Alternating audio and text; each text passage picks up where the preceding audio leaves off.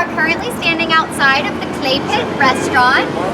They've been serving up curry to the Austin area for about 20 years now, but this is actually the historic Bertram building. So Rudolf Bertram was a German immigrant who came here to town in 1853, and in 1873 the building behind me had been built and Bertram General Store had opened on the bottom story. On the top floor is where the Bertram family lived. The building was originally a little bit smaller. It's been expanded out and up several times. The original half of the building is to my right, and you can see where the expansion was as it's marked by this seam that goes all the way up the side of the building.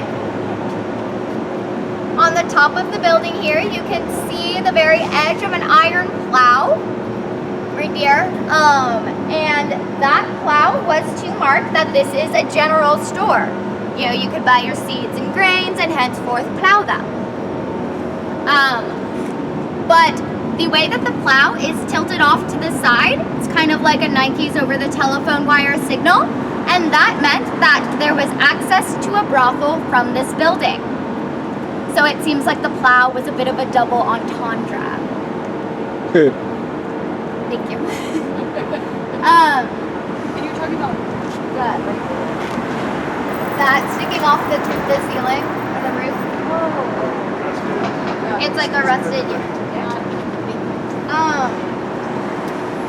So I had mentioned on the drive over here that Austin is built on this network of tunnels. A couple of those tunnels did end in the cellar of the Bertram building behind me. There is one tunnel that led directly from the Bertram building to the Capitol, and another tunnel which led from the cellar here to the nearby brothel. Now at that time, Austin did have one of the largest red light districts in the South, but it did end over on 5th Street, so around where the Whole Foods is today. Although despite the fact that a lot of brothels were located in Guystown or the red light district, it's not as if they were contained here. They were scattered all throughout the city. And there are some men who would prefer not to be seen in Guystown and would rather just, you know, be a good husband and stop at Bertram General Store, grab a bag of flour for the missus, and while they're here, maybe they'll stop at the saloon, grab a drink, and then go down through the secret tunnel and have some fun of their own. There did used to be a porch that wrapped around the second story of this building. You can see that there are the little bolts and stuff that held the floor in place. Also, there's that set of double doors that now just leads out to nowhere. And at the top of it, you can see that little ring, which was used for a pulley system to bring supplies upstairs to the Bertram family. So we can head inside and see what rooms are available for us to check out, and also maybe grab a drink.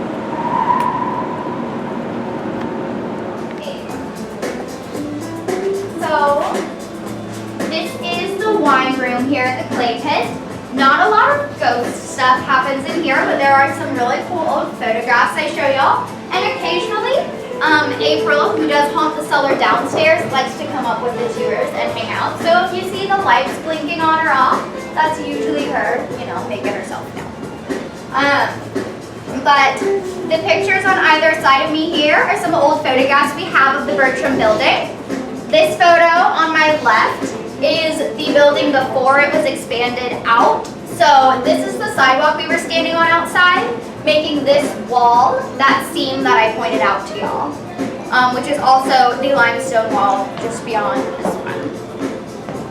Also, you can see these people standing on the porch upstairs. That's the Bertram family. Based off of the way that they're dressed, we do believe that it was taken during mourning, so probably during one of the funerals of the Bertram children. I mentioned that they had 8 kids when they moved in, and by the time the Bertrams went back to Germany, they were down to only 4. Over on my right-hand side here are a couple of newer photos of the Bertram building. They show it after it had been expanded. You can see it still from that same point of view. There is the porch that wraps all around the building, and also in all of these pictures, you can see the plow. When we're done, we can move to the pictures on this side. All right. This photo is of the Capitol building. So this was taken in 1889, which is just after the current Capitol building finished construction. And I had mentioned that there is a tunnel in the cellar here that led to the Capitol. And actually during the construction of the Capitol, they took all of the gold in Texas State's treasury and transported it through that tunnel to have it stored in the cellar downstairs. So they took it through the tunnel because they didn't want to be carrying gold bullion through the wild streets of Austin. So technically at one point, all the gold in the state of Texas was just below our feet. Oh, this arch is a decorative arch, temporary, it's gone now, but it is in German and it translates to Welcome for Singing Fest, meaning that Austin has been throwing music festivals since at least 1889. The last photo I'll point out to y'all is this one, and then we'll go down to the cellar. So this is a picture of the UT Bell Tower. This photo was taken in 1936, which is the year the tower completed construction and a year after Alice passed. So this was taken in that short window before it was finished. And this is probably pretty similar to what the tower would have looked like one of the last times Alice got to see it. This picture is taken from the south, meaning that the Littlefield house would actually be behind the tower and then over to the left here. So we were looking at it from the other side. We can head down to the cellar now and start talking about some of the ghosts. Yeah, so there's like a bookcase with silverware and stuff here, but you can see on the top where the wooden boards are, and then it's been cemented over, and also on the sides. Okay. You can use my flashlight too if you want to get over. Thanks. She's like, let me see in there. Yeah, so the staff was feeling curious one day and wanted to know, if there actually is a tunnel back there. And they had these like big iron rods at that time, and they were sticking it back because there's like some holes in the wood. And they stuck it back and they managed to get it like 5.5 or 6 feet through before they ran out of iron rod. And they weren't hitting anything, so there's definitely a wide opening back there. Oh, that was you. I was thanks. April, who is the ghost that most often is down here, likes to mess with the lights a lot. But we can walk to the back here, where the sun's right. And we'll be down here for a couple minutes if anyone wants to take a seat, or we can actually just stay over here because Al's You're on board then.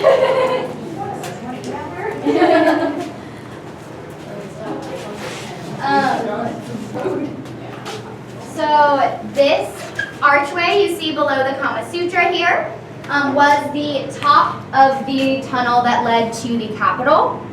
The bench around here has been added recently. There also used to be a well in this side here, which has been covered up. There's still water running underneath it though.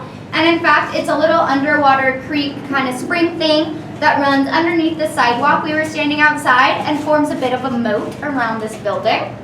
So you've got a lot of limestone, you got a lot of running water, you got a lot of ghosts.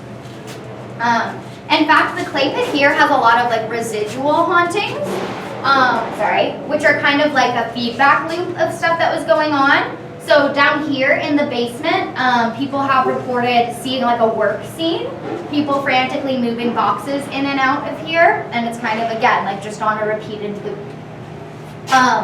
The same podcast that went to the tavern, the Night Owl podcast, they also did a series here. So we got a few stories from that, one of them being the feedback loops down here as well as upstairs. So I pointed out the tunnel as we walked in. As I mentioned, that tunnel did lead to the brothel nearby. There was a general store as well as a saloon upstairs, and so it was pretty common practice for the ladies working in the brothel to come through the tunnel and try to drum up some business at Bertram's Saloon. However, 2 of the women ended up being pushed and drowned in the well in the corner over there. And so after that, only the madam herself came through the tunnel. One day, a man named Dowdy, who's another one of the ghosts here at the clay pit, ended up just finding the Scarlet Woman, or the Madam, shot dead in the tunnel. So he went upstairs, told Rudolph Bertram that he had a dead Madam lying in his tunnel, and so Rudolph came down here, boarded up the tunnel, and went on with his day. Not surprisingly, that kind of started a lot of tragedies for the Bertram family. I mentioned there was that porch that wrapped around the second story, so shortly after it burned down, so they rebuilt it and it burned down again. The Bertrams had a lot of businesses around town and they started failing. A few of them also burned down, but probably most notably would be the deaths of the Bertram children. So I mentioned they had 4 children that ended up passing in their time here. They lost one fairly shortly after moving in to tuberculosis. And then after, or 1 year later, no one died. The year after that, the Bertrams ended up losing 3 children in the span of a year. 2 of their daughters contracted diphtheria after drinking from the well in the corner here. And then they had a son named Toby who passed of typhoid. Toby hangs out upstairs. We'll go visit him in a minute, but it doesn't seem like any of the other Bertram children have stuck around. However, after all of those tragedies, the Bertrams decided to sell off their remaining assets here in town and move back to Germany. So the Scarlet Woman was the madam of the brothel next door, and she is the woman who we see down here. She's known as the Scarlet Woman, Woman in Scarlet, or simply April. She was known to be a very ostentatious woman who was always dressed in all red, hence the Scarlet Woman. So she likes to communicate a lot through the lights down here. They've already been blinking a little bit. And she also likes to whisper people's names, specifically men. It seems like she still likes to make men blush. So especially wait staff and people who spend a lot of time here, it becomes very common for them to hear their name as if someone's right behind their shoulder. I've also had a few guests report that they feel like somebody is standing right behind them and kind of breathing. They'll feel a slight breeze going on their ear. And then some people do report like a cobweb-like sensation touching their ears and the backs of their necks, which I believe that's probably April as well. This is a fairly common nap area for people who work at the restaurant. The Clay Pit's one of those restaurants that is open for a lunch shift and then closed for a few hours and open for a dinner shift. So if you're working a double, it's pretty common to come down here and try to catch some Z's before the dinner stuff starts. However, most people that have done that are woken up by somebody tapping them on the shoulder and saying their name, and then they're open their eyes and see that nobody is down here with them. Now, other than that stairway we came down, the only way in and out is from this ladder behind me, which does go to a closed trap door underneath the bar. So if somebody's tapping you on their shoulder, you would probably still see them by the time you open your eyes. One of our tour guides, Allie, she was down here doing a photo shoot, doing some promotional photos for our website. And so she actually came down to the cellar dressed as the Scarlet Lady in the place where she died. And she was standing on that mosaic in the center of the floor there with the photographer on the far end of the hall. Allie was in some wilted maiden position, and she noticed that the light on her right-hand side here started to pulse. Now, all of these lights are on the same circuit, so it's not uncommon for all of the lights to go on and off, and if you're a skeptic, you can just chalk that up to electrical interference. However, it's technically impossible for only one light to be blinking and none of the others. So the light's pulsing. Allie and the photographer both make eye contact, acknowledge this pulsing light, and then the light on the right stops pulsing and the light over on the left starts to do the same thing. When this happened, Allie felt a wave go through her. She suddenly felt very ill and lightheaded. She had to take a break and get some water, and within a couple minutes she was totally fine. Now, the photographer said that perhaps her corset was tied a little tight, making her, light of breathing or something, which is possible, but Allie's a burlesque dancer, so she does backbend shimmies and bone corsets and is pretty aware of her body and her breathing when she's in one. And the odds of her corset being too tight on a simple photo shoot just seem a little slim to me, but the odds of April maybe seeing someone dressed in her likeness in the place where she likes to haunt and just wanting to say hello could be a lot more likely.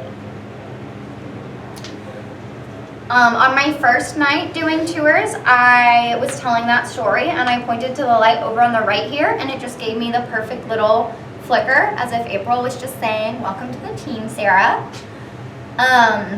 And I've had some stuff happen down here since. Most recently, I had a tour with two 14-year-old boys.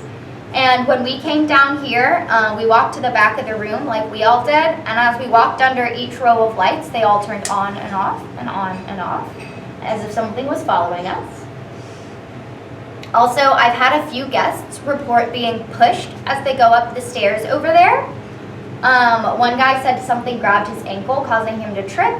And that didn't seem much like April to me, and so I re-listened to the Night Owl, and that's when I learned that Dowdy does like to push people at the base of that staircase. A week or two ago when I was telling that story, right as I said Dowdy's name, all of the lights down here turned off and then turned on just a second later. So without any questions, we can head upstairs and say hi to Toby. And as we're going up, mind your step. Don't let Dowdy push you.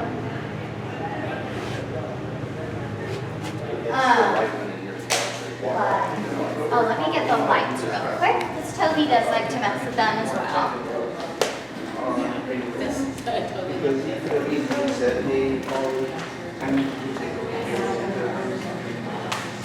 Instead of doing that, he said, there's some things to be more attentive of. That's how it looks like. You know what I mean? He could have said about anything. Okay. So I mentioned the Bertram's son Toby, who ended up passing of tuberculosis. And he is often seen up here. In a few minutes, we'll end the night by taking pictures in those mirrors over there. And a lot of times you'll see a little boy in suspenders that's hanging out in the back of the room over here. Oftentimes when there's like parties or events up here also, if the staff is up here cleaning up, then they will be all alone and then they'll suddenly feel the presence of something.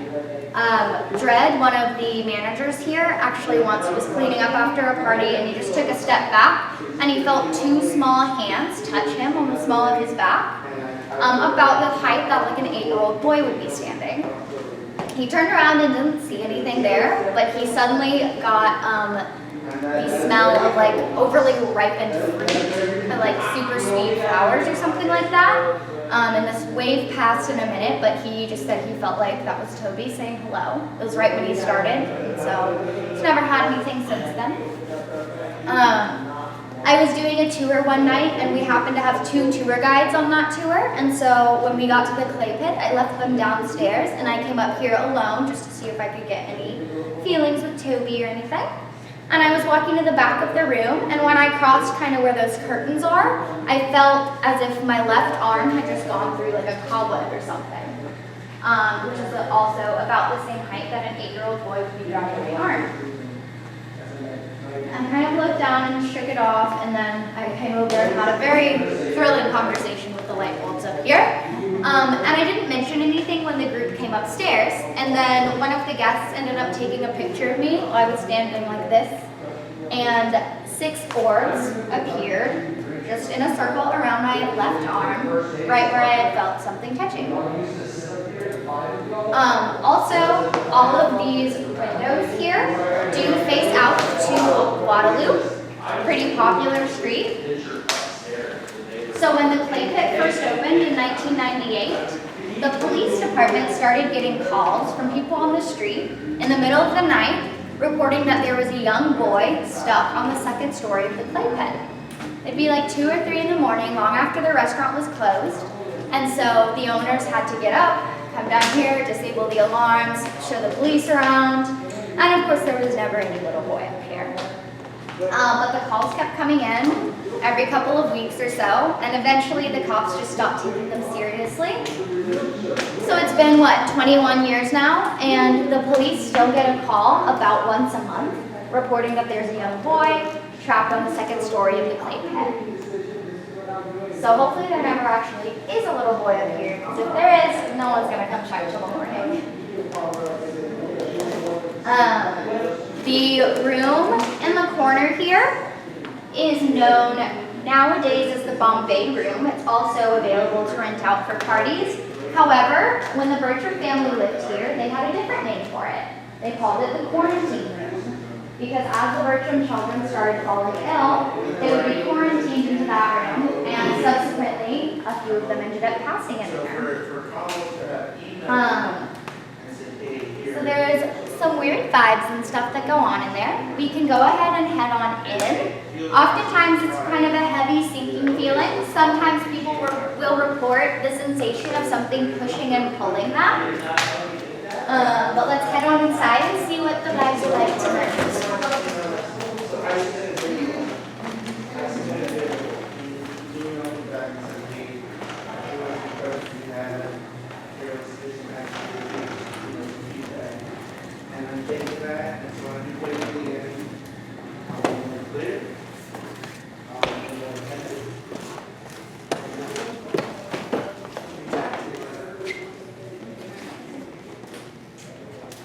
So oftentimes people's phones will do weird things in here. The flashlights will go on and off, or people will have pictures taken when they haven't had their phone out of their pocket.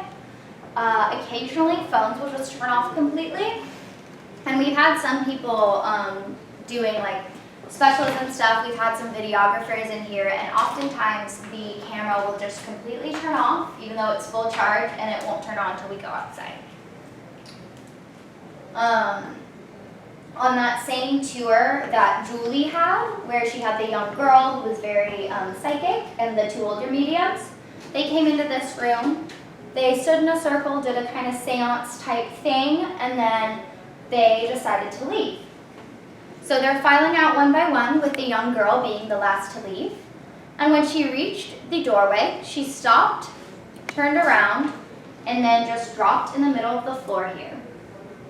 So the group ran in, kind of shook her awake, and the girl let them know that she had no memory of walking back into the room or falling down. She only remembered exiting the doorway and then waking up in the center of the floor here with a cold hand grabbing her on the leg. I'm not sure what that is, but I don't think it's Toby.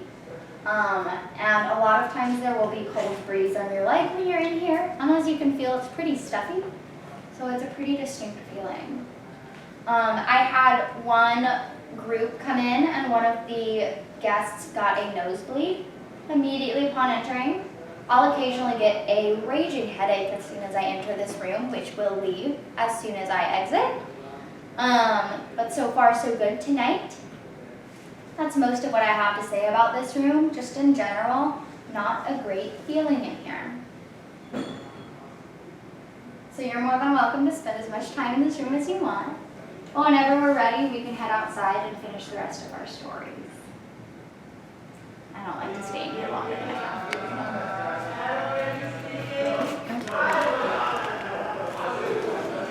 It's really good in there. Get a nice whiff.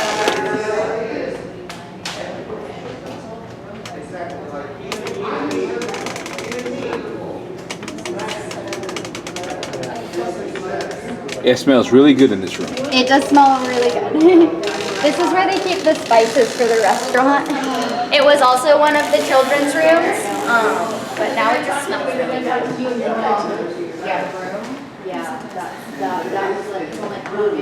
There are tables set up in this room, so there will be tables and chairs. And on one of my tours, a woman was taking several pictures consecutively, and she got 2 pictures in a row where you could see a young boy sitting at the table back here, and he ended up moving seats. So in one picture he was in one seat, and then the next he was in the seat next to it, as There was a woman who came to the clay pit. She was eating downstairs, and it was a super busy lunch rush. And she had a young infant, and she was breastfeeding. And so she asked if she could go anywhere to have some privacy. And the staff sent her up here because it was empty that day. And she said she saw a little boy standing on the bar with suspenders.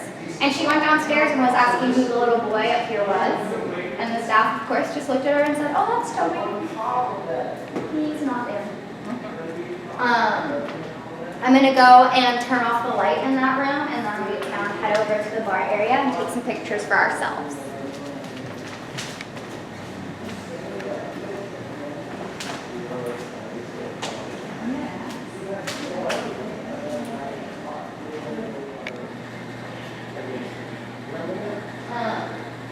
And I have a couple of pictures to show y'all. We want to gather around. I don't need to tell you that. So this first set of pictures was taken on one of Diane's tours. She's another one of our tour guides. The big zoomed out version, you can see there's obviously nobody sitting at the bar area. And then if you zoom in on that center mirror there, clear as day, you see this guy with slicked back hair sitting down enjoying a drink. Somebody to see me as I am, and they accept me as I am. And then on one of my tours just a couple of months ago, or weeks ago, actually, August 25th, pictures have dates. My group was taking pictures in the center mirror here, and they got this one, which if you look in between the live people, is very interesting. Very soon. And I understand that because that doesn't mean you have already And I have, so this picture was taken just before, clearly nothing there. Yeah, someone like that's just someone on the tour. One looks very good. One on the tour. Like really, somebody wore that to the tour. Yeah, they just like we would notice. Honestly, before this picture was taken, the scariest picture I felt was taken on one of my tours was again in these mirrors. It was actually in this mirror on the far right. And if you're standing here looking in the mirror, you can kind of see like the tops of our heads, you know, the mirrors are high up. And I was standing right here, and there was a girl who was even shorter than me. And in all of the pictures, you know, it's pretty normal. You could see all of us standing there. But in one picture that she took, you could see her entire silhouette, like from head to toe. I could see her shoes in the mirror. And there's no angle, no reflection that I can think of that would make that possible. Yeah, like, if anybody here can take a picture where you can see my shoes, please let me know. Because the only way I can think of that as being possible is if they were floating like 14 there, standing on the bar. Yeah. That concludes the stories that I have for y'all tonight. Obviously, I'm always here for questions, and I'm sure I can muster up some more stories. Lots of freaky stuff happens here. But for now, take as many pictures as you want in the mirrors or in the hall in general. And when we're ready, we'll go back to pickup.